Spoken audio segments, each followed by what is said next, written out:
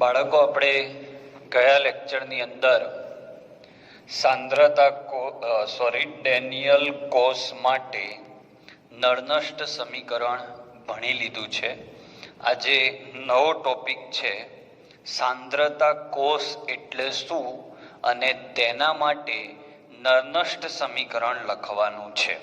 તો સૌથી પહેલા આપણે ઉદાહરણથી સ્ટાર્ટ કરીએ કે સાંદ્રતા કોષ એટલે શું. તો ઝિંક ઝિંક 2+, અહીંયા સાંદ્રતા C1 ઓબ્લિક ઝિંક 2+, અહીંયા સાંદ્રતા C2 ઓબ્લિક ઝિંક. આ સોલિડ, ઓકે, આ એક્વા અને સોલિડ. તો આની અંદર એનોડ તરીકે ઝિંક અને કેથોડ તરીકે પણ ઝિંક, ઓકે. પરંતુ એનોડની સાંદ્રતા C1 અને કેથોડની સાંદ્રતા C2. તો વ્યાખ્યા ઘણા લોકોને ખબર પડી ગઈ કે સાહેબ શું કહેવા માંગે છે. વ્યાખ્યા કંઈક આવી છે કે જે વિદ્યુત રાસાયણિક કોષના વિદ્યુત ધ્રુવો સમાન હોય, બંને તરફ વિદ્યુત ધ્રુવો ઝિંકના જ છે, પણ સાંદ્રતા જુદી જુદી હોય, તો તેવા વિદ્યુત રાસાયણિક કોષને સાંદ્રતા કોષ કહે છે. શું આવશે વ્યાખ્યા? બોલો. બહુ જ સહેલી વ્યાખ્યા બનાવી દીધી આપણે. જે વિદ્યુત રાસાયણિક કોષમાં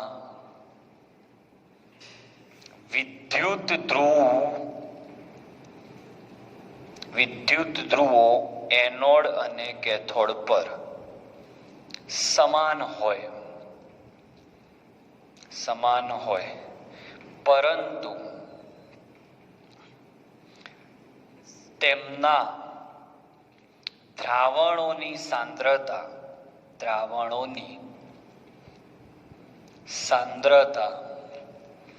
જુદી જુદી હોય, ઓકે. તો તેવા કોષને સાંદ્રતા કોષ કહે છે. એનોડ અને કેથોડ સેમ હોવા જોઈએ, પણ એમની સાંદ્રતા જુદી હોવી જોઈએ, ઓકે. ખાસ આઈએમપી વાત યાદ રાખજો.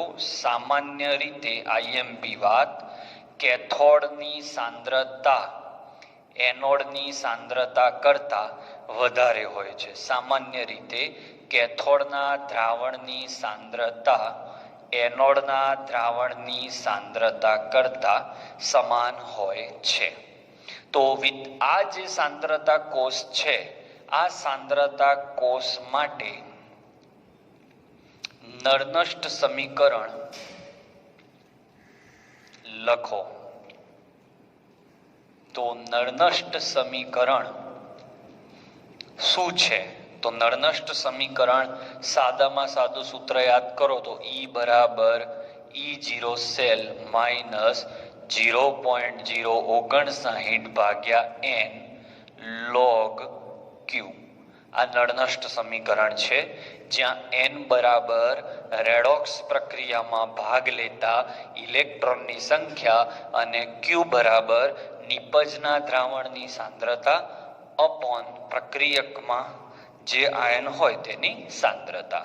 તો આ પદની અંદર મારે E0 જોઈશે. તો સૌથી પહેલા E0 શોધો. તો E0 સેલનું સૂત્ર શું છે યાદ કરો તો સૂત્ર હતું E0 reduction of cathode minus E0 reduction of anode. Reduction થી દાખલો ગણીએ છીએ, એટલે કેથોડ આગળ ને એનોડ પાછળ. હવે આપણો કેથોડ પણ ઝિંક છે, એટલે E0 Zn2+ oblique Zn minus E0 anode પણ ઝિંક જ છે, Zn2+ ઓબ્લિક Zn. બંને મૂલ્યો કેવા? સરખા, તો ઉડી જાય, એટલે જવાબ આવે 0.00 વોલ્ટ. તો આઈએમપી MCQ થઈ ગયો કે સાંદ્રતા કોષ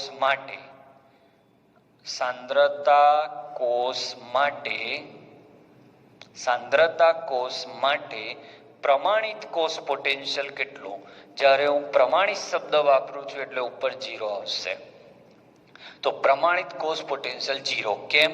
કારણ કે એનોડ અને કેથોડ સરખા વિદ્યુત ધ્રુવ છે, એટલે બંનેના મૂલ્યોની બાદબાકી કરો તો જવાબ 0 આવે.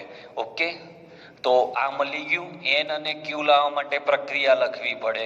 તો એનોડ ઉપરની પ્રક્રિયા લખું તો ઝીંકમાંથી ઝીંક 2+2 ઇલેક્ટ્રોન. આ એનોડ ઉપર છે એટલે આની સાંદ્રતા C1. ઓકે, અને કેથોડ ઉપર છે ત્યાં Zn2+ સાંદ્રતા C2 એ 2 ઇલેક્ટ્રોન મેળવી ઝીંક બને.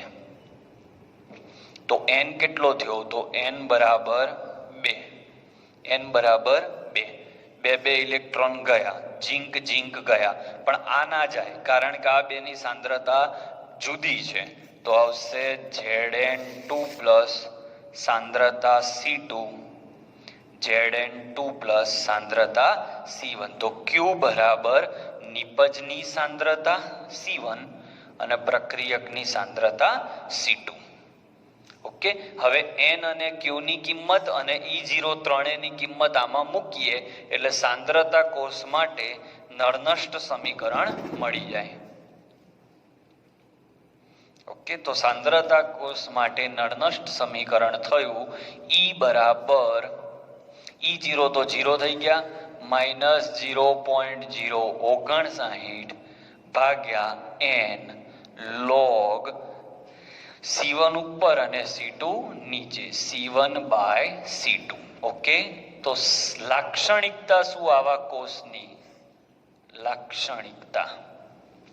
લાક્ષણિકતા એ છે કે આયનોનું વહન ઓછી સાંદ્રતાથી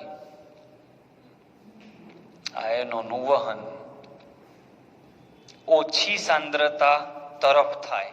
ક્યાંથી? વધુ સાંદ્રતાથી, એટલે કે C2 થી C1 તરફ. ઓકે, જેમ જેમ સમય જાય એમ C2 થી C1 તરફ જતો જાય. ઓકે, એટલે થોડા સમય બાદ જ્યારે બંને દ્રાવણની સાંદ્રતા સમાન થઈ જાય એટલે C1 અને C2 સેમ થઈ જાય તો log C1 ભાગ્યા C2 બરાબર log 1 થઈ જાય. કેમ? કારણ કે બંને સરખા થઈ ગયા અને log 1 ની વેલ્યુ કેટલી આવે? 0. તો આ 0 તમે અહીંયા મૂકો તો એ વખતે તમારો E સેલ પણ 0 વોલ્ટ થઈ જાય.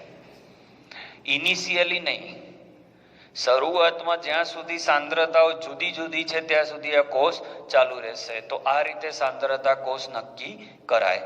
હવે તમને કોઈ આવો પ્રશ્ન પૂછે MCQ માટે કે Ag+ સાંદ્રતા C1 Ag+ C2 Ag, તો આને સાંદ્રતા કોષ કહેવાય? આવો પ્રશ્ન હોય તો હા, આને સાંદ્રતા કોષ કહેવાય. કારણ કે એનોડ અને કેથોડ સરખા છે અને સાંદ્રતા જુદી છે. હવે આવું પૂછે કે ઝીંક 2+ C1 અને Cu2+ C2 Cu, આને સાંદ્રતા કોષ કહેવાય? તો ના કહેવાય, કારણ કે બે વિદ્યુત ધ્રુવ જુદા છે. ઓકે, તો બહુ જ અગત્યનો અને બહુ જ સરસ કોન્સેપ્ટ અહીંયા પૂરો થયો. સાંદ્રતા કોષની લાક્ષણિકતા યાદ રાખી લઈશું.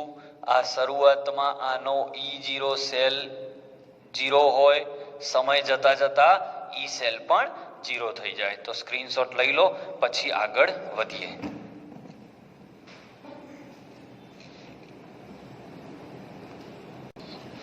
સ્ક્રીનશોટ લઈ લો આનો પણ, ચોપડામાં ખાસ આ બધું ઉતારજો. હવે આપણે સંતુલન અચળાંક પર ચર્ચા કરવા જઈ રહ્યા છીએ.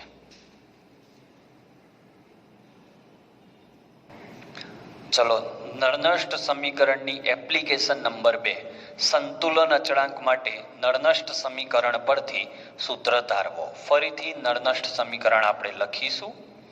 ઈ સેલ બરાબર E0 સેલ માઇનસ 0.059 ભાગ્યા n log q બરાબર. હવે સમજી લો કે આપણે ડેનિયલ કોષની વાત કરીએ તો ડેનિયલ કોષ કંઈક આવો હતો, zinc slash zinc 2 plus Cu2 plus oblique Cu. બંને વિદ્યુત ધ્રુવ જુદા છે. ઓકે, જ્યારે સંતુલનની સ્થિતિ સ્થપાય, કઈ સ્થિતિ આવે બાળકો? સંતુલન સ્થિતિ સ્થપાય. સંતુલન સ્થિતિ એટલે શું? તો બંને દ્રાવણોની સાંદ્રતા સમાન થઈ જાય. તો બંને દ્રાવણોની સાંદ્રતા જ્યારે સમાન થઈ જાય, C1 બરાબર C2 થઈ જાય, ત્યારે કોષ બંધ થઈ જાય. ઓકે, કોષ બંધ થઈ જાય એટલે હમણાં જોયું તો કોષ બંધ થઈ જાય તો આના ઈ સેલનું મૂલ્ય એ વખતે 0 વોલ્ટ થઈ જાય. ઓકે, એટલે C1 બરાબર C2 નો મતલબ સંતુલન આવી જાય, સરખી સાંદ્રતાએ જ્યારે કોષ બંધ થઈ જાય ત્યારે ઈ સેલ બરાબર કોષ બંધ થાય. સંતુલન આવે ત્યારે કોષ બંધ થાય. બરાબર, મતલબ કે આ પદ 0 થાય. હવે તમે વિચારો આ પદ 0 ક્યારે થાય? જ્યારે આ પદ અને આ પદનું મૂલ્ય સરખું થાય. ઓકે, એટલે આ 0 તો જ થાય જ્યારે આ મૂલ્ય અને આખું આ પદ સરખું થાય. તો સરખા મૂલ્યમાંથી સરખું મૂલ્ય બાદ થાય તો ઈ સેલ 0 આવે. ઈ સેલ 0. હવે સંતુલન સ્થિતિ છે તો સંતુલન ચેપ્ટરમાં આપણે ભણ્યા હતા Q, જેને આપણે સંતુલન ચેપ્ટરમાં ભાગફળ કહેતા હતા, એ હવે Q ન લખતા K લખાય. બરાબર, આ ભાગફળ હતું ખાલી કે જે સંતુલન સમયે સિવાયની સમયની અંદર જ્યારે નિપજની સાંદ્રતા ભાગ્યા પ્રક્રિયકની સાંદ્રતા કરો, નિપજની સાંદ્રતા ભાગ્યા પ્રક્રિયકની સાંદ્રતા કરો સંતુલન સમય વગર, તો એને Q કહેવાય, અને સંતુલન સમયે કરો તો એને K કહેવાય.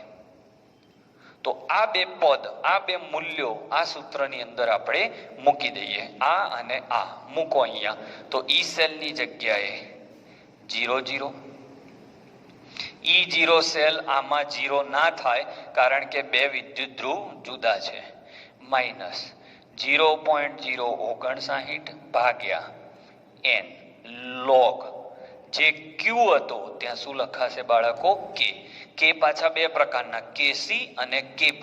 Kc એટલે સાંદ્રતા માટેનો દાખલો હોય તો, અને Kp તો દબાણ માટેનો દાખલો હોય.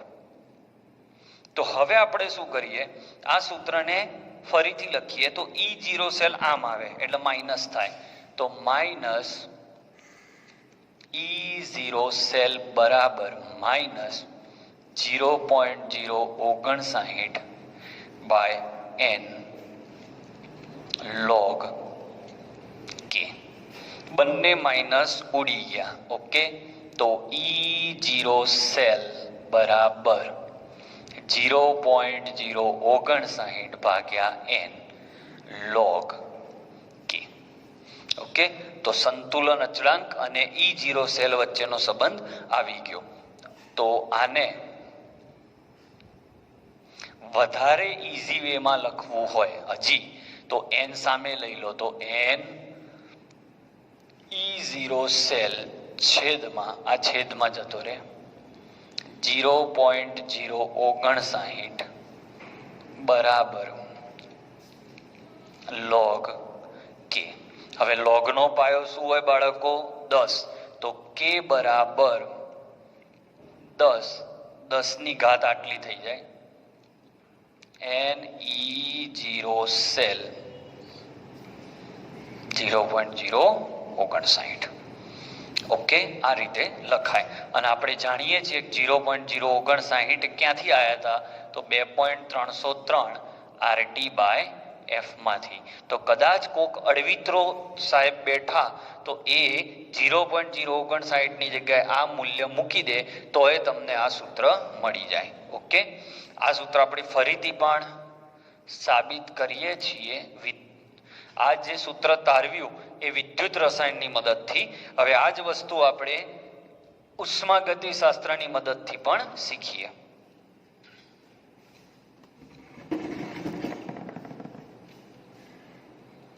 તો ઉષ્માગતિશાસ્ત્રની મદદથી